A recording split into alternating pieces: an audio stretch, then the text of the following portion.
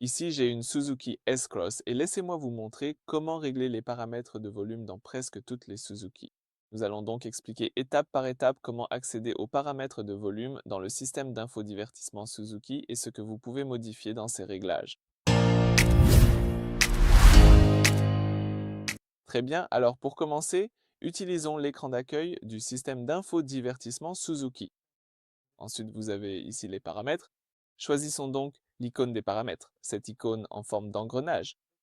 Comme vous pouvez le voir dans la liste suivante, vous avez ici quelques options. Choisissons Général et sous Général, vous trouverez ici les paramètres de volume. C'est donc l'endroit où tout se passe en ce qui concerne le volume et tout en haut de la liste, vous avez Bip. Cela active ou désactive le son de confirmation que vous entendez lorsque vous touchez un bouton à l'écran.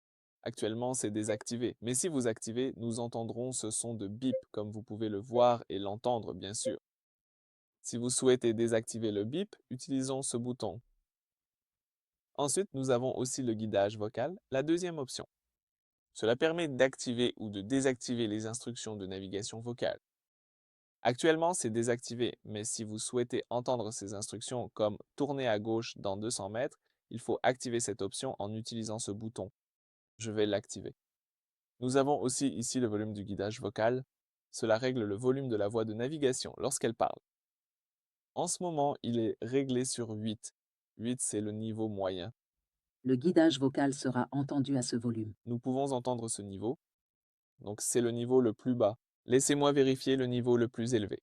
Le guidage vocal sera entendu à ce volume. Je pense que 8 est le meilleur choix. Le guidage vocal sera entendu à ce volume. Nous avons aussi ici le volume du téléphone. Le volume du téléphone ajuste le niveau sonore de la voix de la personne lors d'un appel main libre. Nous avons aussi ici le volume de la sonnerie.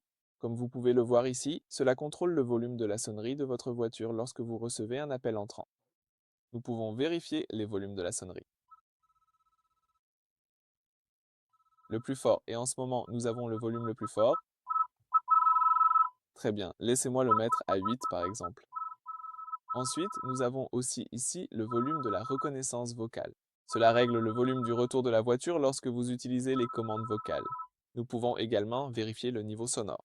Les instructions vocales seront entendues. Les instructions vocales seront diffusées à ce volume. En résumé, vous pouvez ajuster tous ces volumes comme vous le souhaitez. Comme vous pouvez le constater, j'ai tout mis à 8, c'est celui du milieu. Mais vous pouvez choisir lequel vous souhaitez mettre au volume le plus élevé et lequel au volume le plus bas.